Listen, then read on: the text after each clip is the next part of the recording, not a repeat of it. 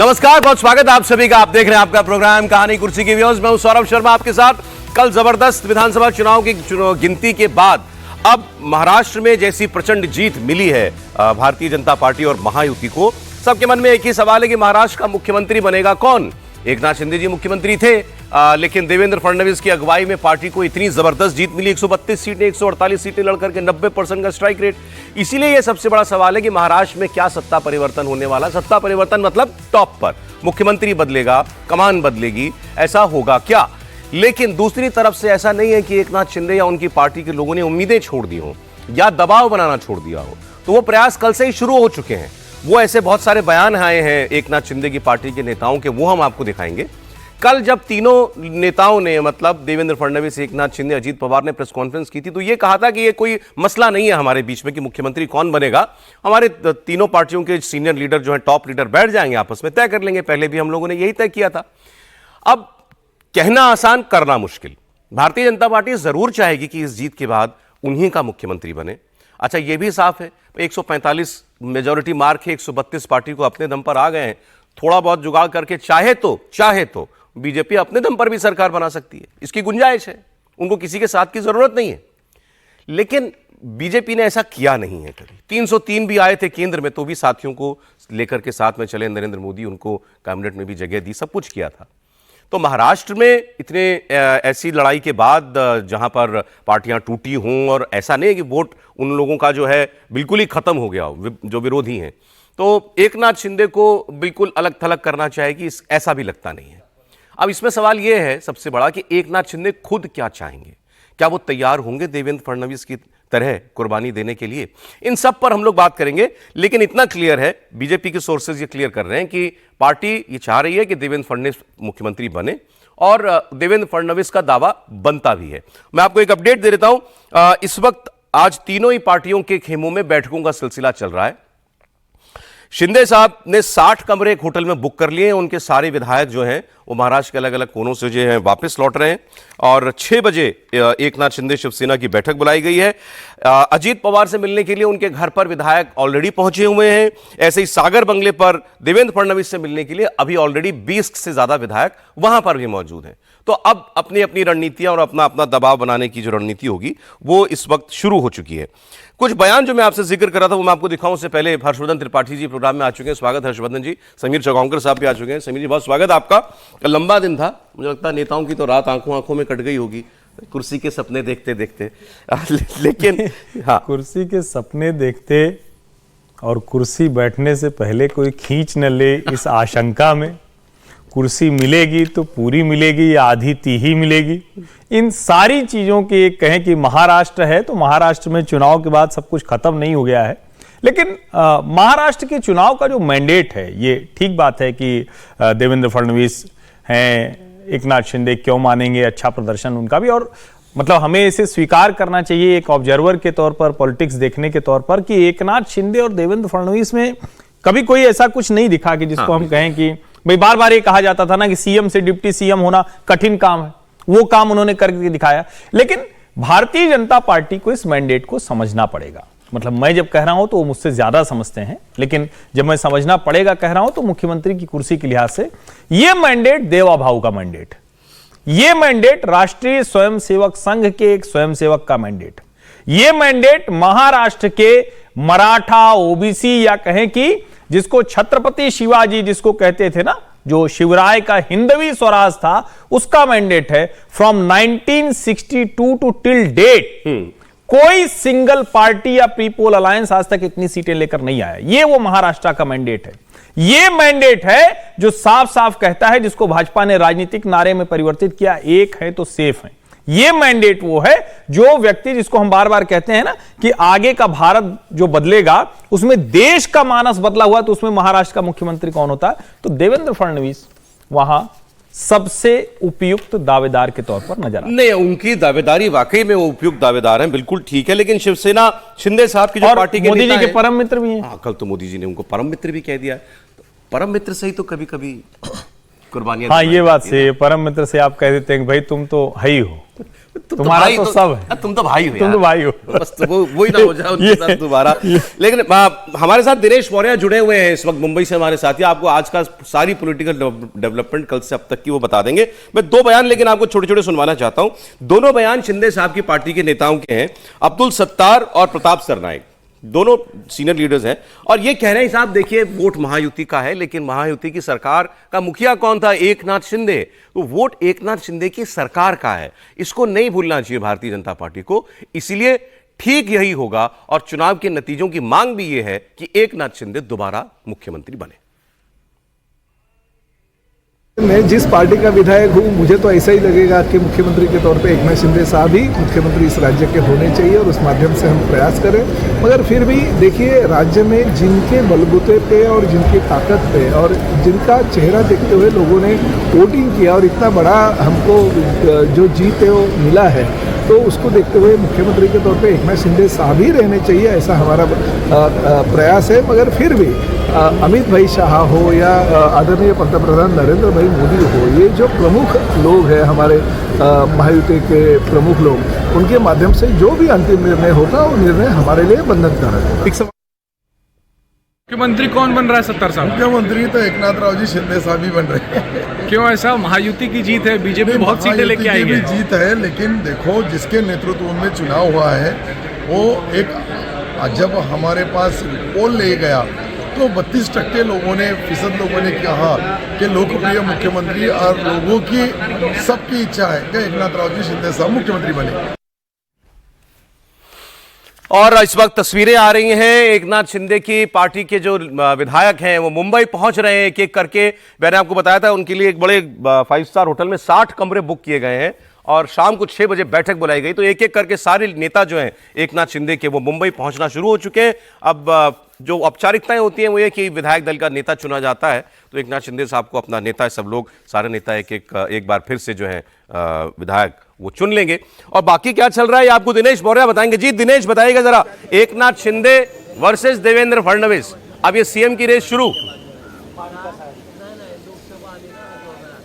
देखिए बिल्कुल सही कहा आपने, और आज सुबह से जो हम तस्वीर देख रहे हैं उसे लग ये रहा है कि पावर सेंटर जो अब तक कल तक वर्षा था, लेकिन नतीजों के बाद अब धीरे धीरे पावर सेंटर जो है सागर बंगला, जहां पर उप मुख्यमंत्री देवेंद्र फडणवीस रहते, जो उनका सरकारी निवास है, वहां पर न सिर्फ बीजेपी के विधायक बल्कि शिंदे सेना के विधायक, और शिंदे सेना में भी जो सबसे प्रमुख नेताओं में से एक है दीपक केसरकर, वो देवेंद्र फडणवीस से मिलने आए थे, कोई संदेशा लेकर आए थे। इसके अलावा अजीत पवार पार्टी के भी विधायक जो है वो भी देवेंद्र फडणवीस से मिलने आ रहे हैं। तो कहीं ना कहीं संकेत साफ है कि अब पावर सेंटर जो है महाराष्ट्र का वो शिंदे से फडणवीस की ओर बढ़ सकता है। लेकिन इसके साथ ही में एस्पिरेशंस भी कम नहीं हुए।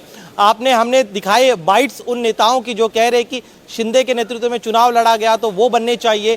ठीक इसके साथ ही में अजीत पवार पार्टी के नेताओं ने पूरे शहर भर में भावी मुख्यमंत्री अजीत पवार के पोस्टर्स लगा के रखे हैं। तो उम्मीद कोई छोड़ना नहीं चाहता है। और कल जब प्रेस कॉन्फ्रेंस थी इन तीनों नेताओं की, तब मैंने खुद उनसे पूछा था कि पिछली बार जो है देवेंद्र फडणवीस ने कुर्बानी दी थी सरकार बनाने के लिए, लेकिन इस बार कौन कुर्बानी देने वाला है, अजीत पवार या फिर एकनाथ शिंदे? लेकिन उन्होंने इस सवाल को सुनकर नज़रअंदाज कर दिया। तो कहीं ना कहीं वो भी नहीं चाहते हैं कि वो अपनी उम्मीदों को वो फिलहाल इतने जल्दी छोड़ दे, इसीलिए इंतजार किया जा रहा है आखिरी समय तक। खासतौर पर सबसे ज़्यादा जोर जो है वो शिंदे कैंप की तरफ से लगाया जा रहा है। अंततः जब विधायक दल की बैठक होगी और दिल्ली से जब बीजेपी के बड़े नेता आएंगे बतौर ऑब्जर्वर बनकर, तभी फैसला लिया जाएगा। लेकिन आखिरी समय तक प्रेशर बनाने का प्रयास जरूर हो रहा है। ठीक है दिनेश, मैं आपके पास आता हूं। कुछ और तस्वीरें आप देख रहे हैं, चार्टर्ड फ्लाइट्स इस वक्त पूरे महाराष्ट्र के आकाश के ऊपर चार्टर्ड फ्लाइट्स जो हैं वो उड़ रही हैं। ये विधायक जो हैं केवल बीजेपी के नहीं है, इसमें महायुति के सभी यानी तीनों दलों के विधायक हैं। सब लोगों को, सारे विधायकों को जो है मुंबई बुलाया जा रहा है। अरे तैयारी तो ये कांग्रेस और शिवसेना उद्धव बाला साहब ठाकरे पार्टी ने भी की थी, विधायकों के लिए होटल उन्होंने भी बुक कर लिया था। इन आए हैं गिनती के, क्या करें उनको बचा कर, अब बचाने का भी कोई ज्यादा प्रयोजन नहीं है। बहरहाल एक बार समीर जी बताएं सर, क्या डेवलपमेंट है सर? तय माने देवेंद्र फडणवीस का नाम, भाई 132 सीट आई पार्टी को, इसके बाद भी कुछ लोग कहेंगे आप लोग चर्चा क्यों कर रहे हैं, इसमें शक क्या है? देखिए, आपके प्रश्न का जवाब दो उसके पहले आपने चार्टर्ड फ्लाइट का जिक्र किया, तो कल कांग्रेस, शरद पवार ने, उद्धव ठाकरे ने, सबने चार्टर्ड 5 फ्लाइट बुक करके रखी थी। वो खबर है कि उसका 50% पेमेंट एडवांस कर दिया था, 50% कहा था कि जब वहाँ लैंड करेंगी वो बेंगलोर में तो वहाँ कैश दे दिया जाएगा। तो उसके बाद से वो लोग लगातार फोन कर रहे हैं तो फोन उठा नहीं रहे, वो तो 50% पे बेचारे वो लोग रुक गए हैं। आज आप कौन सी हिट आने उसके बाद अब दूसरी देखिए, देवेंद्र फडणवीस की बात है, अगर भारतीय जनता पार्टी की बात करें तो 132 सीटें हैं। 132 सीटें के अलावा 7 जो इंडिपेंडेंट एमएलए जो जीत के आए छोटे दलों को निर्दलीय, उन्होंने कल रात को ये कहा है कि हम चाहते हैं कि देवेंद्र फडणवीस मुख्यमंत्री बने और हमारा समर्थन देवेंद्र फडणवीस को है। तो इसका मतलब ये है कि 5 से 7 समर्थन देवेंद्र फडणवीस के फेवर में हो रहे। देखिए, भारतीय जनता पार्टी को समर्थन की बहुत ज्यादा जरूरत नहीं, जिस तरीके से भारतीय जनता पार्टी का प्रदर्शन रहा है। एकनाथ शिंदे अपने पार्टी के प्रमुख है, निश्चित रूप से विधायक दल के नेता वो चुने जाएंगे। अजित पवार का जिस तरीके से प्रदर्शन रहा है, इस बार के 41 सीटें वो जीत के आए, तो अजित पवार का ओपिनियन भी काउंट होगा। अगर अजित पवार कहेंगे कि नहीं, मैं चाहता हूं देवेंद्र फडणवीस मुख्यमंत्री बने और मेरा समर्थन देवेंद्र फडणवीस के लिए है, तो ये एक बड़ा सपोर्ट होगा। अब ऐसा नहीं है कि एकनाथ शिंदे कह दे कि मैं मुख्यमंत्री बनना चाहता हूं और भारतीय जनता पार्टी की मजबूरी हो जाए। अब 3 पार्टियां हैं इसके अंदर, सबसे बड़ी भारतीय जनता पार्टी है जिसे सिर्फ 12 से 13 विधायकों की जरूरत है। उसके अलावा एकनाथ शिंदे के अगर आप विधायक देखेंगे तो 57 है, अजित पवार के सिर्फ उससे 15 ही तो कम है, 41 विधायक है अजीत पवार के पास। तो अजित पवार ये बड़ी भूमिका निभाएंगे कि मुख्यमंत्री कौन होना चाहिए, उनकी पार्टी का समर्थन किसे। अगर वो खुल के अगर देवेंद्र फडणवीस का समर्थन करते हैं तो एकनाथ शिंदे का दावा कमजोर पड़ेगा। और एकनाथ शिंदे इस बात को जानते हैं कि जो भारतीय जनता पार्टी का प्रदर्शन रहा है, और एकनाथ शिंदे अगर 57 सीटें जीतते हैं तो यह सिर्फ एकनाथ शिंदे की सरकार का नहीं है, इसमें संघ की भूमिका है, योगी आदित्यनाथ प्रधानमंत्री मोदी का चेहरा, देवेंद्र फडणवीस का जो प्रचार अभियान रहा है पूरे 228 सीटों के ऊपर। तो अब मुझे लग रहा है कि एकनाथ शिंदे की जो बार्गेनिंग ताकत है वो कम होंगी इस प्रदर्शन के बाद। वो ये कोशिश जरूर करेंगे कि उनके लिए कोई सम्मानजनक पद दिया जाए। अब क्या वो मुख्यमंत्री बनेंगे? का नाम लिया भाई, सबसे ज्यादा से तो उनकी काउंट करते हैं। बिल्कुल, निश्चित रूप से आरएसएस क्या चाहती है? नहीं, संघ तो निश्चित रूप से चाहता है और संघ ने संदेश ये भी दिया है कि इस बार कोई कारण नहीं कि देवेंद्र फडणवीस मुख्यमंत्री न बने। संघ चाहता है कि देवेंद्र फडणवीस मुख्यमंत्री बने। संघ ने अपनी बात पहुंचा दी, लेकिन अंतिम निर्णय तो प्रधानमंत्री नरेंद्र मोदी को करना है कि कौन मुख्यमंत्री बनेगा। भारतीय जनता पार्टी भी इस बात को जानती है कि प्रधानमंत्री मोदी का जो कॉल होगा वही फाइनल होगा इस मामले में। मुझे लग रहा है कि देवेंद्र फडणवीस का लगभग नाम तो कल परम मित्र कहा है ना। हाँ, परम मित्र कहा, लेकिन परम मित्र का प्रधानमंत्री मोदी जी का कहने का तात्पर्य क्या है? परम मित्र ये भी हो सकता है कि आप मेरे परम मित्र हो तो मेरे साथ आप दिल्ली आ जाइए, आप परम मित्र हो तो आपके लिए तो सब कुछ है, आप मेरे मित्र हो। तो परम मित्र का क्या अर्थ है? ये तो मतलब अब बहुत अच्छा भी होगा और बहुत डर का भी हो सकता है प्रधानमंत्री मोदी के इससे कहना। मुझे लग रहा है कि आज ये तय होगा, लेकिन संघ की इच्छा है कि देवेंद्र बनना चाहिए, पार्टी कार्यकर्ताओं की इच्छा है, जो विधायक है वो चाहते हैं देवेंद्र फडणवीस बने क्योंकि उनका एक बड़ी भूमिका रही है इस पूरे प्रदर्शन के अंदर। लेकिन अंतिम निर्णय तो प्रधानमंत्री नरेंद्र मोदी को लेना है। रजत सेठी पॉलिटिकल एनालिस्ट है, स्टूडियो में आ चुके हैं। रजत, बहुत स्वागत आपका। देखिए, हमारे प्रोग्राम का ये रिवायत है, जो आदमी स्टूडियो में लेट आता है वो खबर देता है, ठीक, खबर देनी पड़ती है। कहाँ की खबर चाहिए भाई, आप यही खबर है आज तो कौन मुख्यमंत्री बनेगा महाराष्ट्र का। देखिए, जो जिस चीज को सबसे ज्यादा डिस्काउंट किया जा रहा है, मैं उस खबर को, खबर तो नहीं है, एनालिसिस जरूर है। देखिए, हर प्रदेश में भारतीय जनता पार्टी की ये कोशिश रहती है कि जो विनिंग टीम है उसमें बहुत ज़्यादा टीम में बदलाव करने की गुंजाइश कम रहती है। वो किसी भी कोच के साथ हो, ये समस्या तो रहती है। अब इस सिचुएशन में दबाव है कार्यकर्ताओं का, वो पिछले कई सालों से, 2 सालों से तो दबाव है ही है कि आपने फडणवीस जी को मुख्यमंत्री के रूप में देखना चाहते हैं। लेकिन मुझे ऐसा लगता है कि जो एक रीजनल एस्पिरेशन है, बाकी के इलेक्शंस हैं, लोकल बॉडी के इलेक्शंस हैं, क्या वो चाहेगी बीजेपी की सेंट्रल लीडरशिप कि जो चल रहा है वैसे ही चले, कुछ दिन और चले, 1-2 साल और चले, और एक ऐसी सिस्टम बनाया जाए जिसमें कि आगे आने वाले सिस्टम को बिना डिस्टर्ब किए या तो फडणवीस जी को दिल्ली में लाया जाए या राष्ट्रीय अध्यक्ष भी बनाया जाए, उसकी भी एक चर्चा हो रही है। बहुत सारे समीकरण हैं जिसका एनालिसिस सबके पास नहीं है। जो कुछ लोग जिनके पास पूरी पिक्चर और पूरा व्यू है भारत का और किस तरफ संगठन को ले जाना है, किस तरफ महाराष्ट्र को ले जाना है, उनके पास ही उत्तर है। तो जो लोग फडणवीस जी को के ऊपर चाहते सब हैं, लेकिन उनके ऊपर इतना प्रेशर नहीं डाल देना चाहिए कि जिंक्स हो जाए चीजें। आप मतलब आप इसको इतना आसान फैसला नहीं मानते? इतना आसान नहीं है, बहुत काफी उसमें एस्पेक्ट्स और भी हैं जो कि इग्नोर नहीं किए जा सकते हैं। ठीक है, ये चर्चाएं तो हैं और ये पहले से चल रही हैं कि देवेंद्र फडणवीस को दिल्ली लाया जा सकता है, पार्टी अध्यक्ष भी बनाना है नड्डा जी की जगह किसी को, उसके लिए भी चर्चा उनकी चल रही है। अब एक तस्वीर निकाली त्रिपाठी जी ने, ये स्वयंसेवक संघ स्वयंसेवक शताब्दी वर्ष है। महाराष्ट्र के मुख्यमंत्री की कुर्सी पर एक स्वयंसेवक होगा तो कितना सुंदर लगेगा। बढ़िया गणवेश में शताब्दी वर्ष का कार्यक्रम होगा, गणवेश में देवा भाऊ पहुंचेंगे और मुझे लगता है कि कई बार कुछ चीजें राजनीति के लिहाज से निश्चित तौर पर मेरा यह मानना है कि अगर मुख्यमंत्री नहीं बनते हैं तो देवेंद्र फडणवीस राष्ट्रीय अध्यक्ष के लिए सर्वाधिक उपयुक्त हैं। संघ दृष्टि से भी, पार्टी को जिस तरह का संगठन चलाने की आवश्यकता है उसकी दृष्टि से भी, और जिसको हम कहते हैं कि सहमति के उम्मीदवार, यानी जो पार्टी अभी स्ट्रक्चर चल रहा है, नरेंद्र मोदी, अमित शाह, पूरी भारतीय जनता पार्टी, और दूसरा स्ट्रक्चर जिसको वैचारिक अधिष्ठान कहते हैं, यानी जो रेशिम बाग और महाल का संघ का स्ट्रक्चर है, वहां से भी उसमें वो बहुत फिट बैठते हैं। तो इसमें कोई, लेकिन मुझे लगता है कि महाराष्ट्र को अगर हम देखें, देवेंद्र फडणवीस सिर्फ 2 मुख्यमंत्रियों में से एक मुख्यमंत्री हैं जिन्होंने 5 ईयर टर्म पूरा किया है महाराष्ट्र में। शरद पवार भी कभी 5 साल पूरा नहीं कर पाए। देवेंद्र फडणवीस वो मुख्यमंत्री हैं जिन्होंने महाराष्ट्र की एस्पिरेशंस के साथ जो डेवलपमेंट चाहिए था, चाहे वो मुंबई हो, चाहे पुणे हो, चाहे ठाणे हो, चाहे नागपुर हो, चाहे औरंगाबाद हो, हर जगह उन्होंने वो काम करके दिखाया है। जो किसानों की समस्या थी, जलयुक्त शिविर की चर्चा आज भी वहां होती है। जो मुंबई के प्रोजेक्ट बरसों बरस से 1966 का मुंबई ट्रांस हार्बर लिंक था, ऐसा व्यक्ति चाहिए या नहीं चाहिए? ये कहां चाहिए सवाल? मुंबई में चाहिए, महाराष्ट्र में बिल्कुल चाहिए। ठीक। फर्स्ट प्रेफरेंस मैं फिर कह रहा हूं। और जहां तक रही बात, आप क्या महाराष्ट्र को बिहार बनाने की तैयारी कर रहे हैं? भारतीय जनता पार्टी के शीर्ष नेतृत्व को यह समझना पड़ेगा। नीतीश कुमार को आप लेकर आए, और मैं इसीलिए नाम लेकर कह रहा हूं, एकनाथ शिंदे बहुत शानदार व्यक्ति हैं, और मैंने तो प्रचार के दौरान यह कहा कि जब उद्धव बोलते थे तो लगते ही नहीं थे कि कोई महाराष्ट्र का नेता बोल रहा है। एकनाथ शिंदे बोलते थे तो वो बढ़िया वाला मराठा, एकदम लगता था कि किले पे, दुर्ग पे, भगवा पे और वो बोल रहा है, ऐसा लगते थे। लेकिन क्या भारतीय जनता पार्टी, नरेंद्र मोदी, राष्ट्रीय स्वयंसेवक संघ जिस पैन इंडिया मेंटेलिटी की बात करते हैं, जो देश का मानस बदला है हिंदू एक जो आइडेंटिटी के साथ, पहचान के साथ, उसमें क्या बिहार दूसरा बन जाएगा महाराष्ट्र में? ठीक रहेगा? ये एक बड़ा सवाल है, कह रहे जिसका जवाब होना चाहिए। शिंदे साहब की पार्टी के बहुत से नेता कह रहे हैं बिहार में भी तो आपने सबसे बड़ी पार्टी होने के बावजूद 40 सीटें ही तो हैं नीतीश कुमार जी की। बिहार की तुलना महाराष्ट्र बना में रखा कर है सकते हैं। बिहार में नीतीश सबसे बड़े नेता रहे, मुख्यमंत्री वो पहले रहे। नीतीश कुमार की तुलना आप एकनाथ शिंदे से नहीं कर सकते। एकनाथ शिंदे की वो ताकत नहीं है जो बिहार में नीतीश कुमार की ताकत रही है।